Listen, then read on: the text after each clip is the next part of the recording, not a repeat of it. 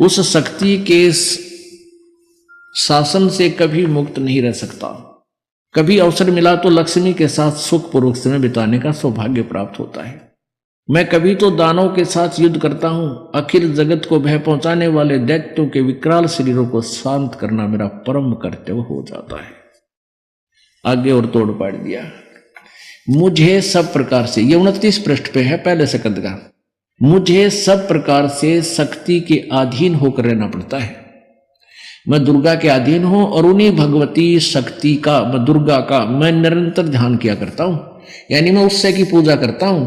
और परमा जी मेरी जानकारी में इन भगवती शक्ति से, दुर्गा से बढ़कर दूसरे कोई देवता नहीं, यानी इससे ऊपर कोई भगवान नहीं, ये फाइनल गॉड है मेरा।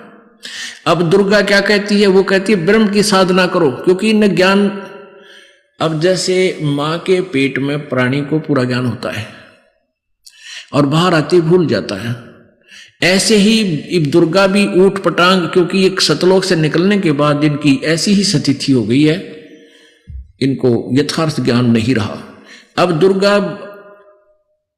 दुर्गा जो है अपने वचनों में कदे परब्रह्म कह रही है, कदे पार ब्रह्म बोल रही है, परम अक्षर, फिर अक्षर ब्रह्म की महिमा गा रही है, और आखिर में कहती है वो ब्रह्म है और उसका ओम नाम है, उसका जाप करो और वो ब्रह्म लोक में रहता है, बस, और किसी की पूजा मत करो।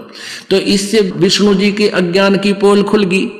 वो कहता मैं दुर्गा से ऊपर किसी को नहीं मानता, दुर्गा कहती है ब्रह्म की पूजा करो और सब पूजाएं छोड़ दो, मेरी भी छोड़ दो।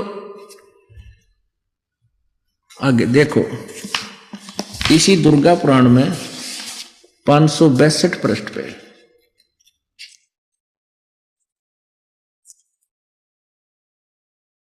ये है 7वां स्कंद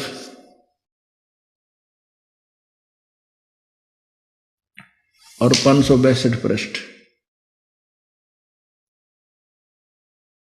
देवी द्वारा हिमालय को ज्ञानोपदेश और ब्रह्म स्वरूप का वर्णन, यानी ब्रह्म का स्वरूप बताया उसने, कैसा है, क्या स्थिति है।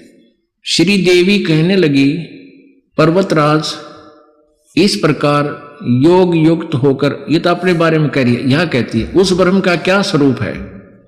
यहां तो कहती है मेरी साधना कर तो ऐसे कर, आगे लिखा उस ब्रह्म का क्या स्वरूप है, यह बतलाया जाता है। जो प्रकाश रूप सबके अत्यंत समीप में स्थित हृदय रूप गुहा में स्थित होने के कारण गुहातर नाम से प्रसिद्ध है और महान पद अर्थात परम प्राप्य है। वह समस्त प्रजा के ज्ञान से परे है, अर्थात किसी की बुद्धि में आने वाला नहीं है।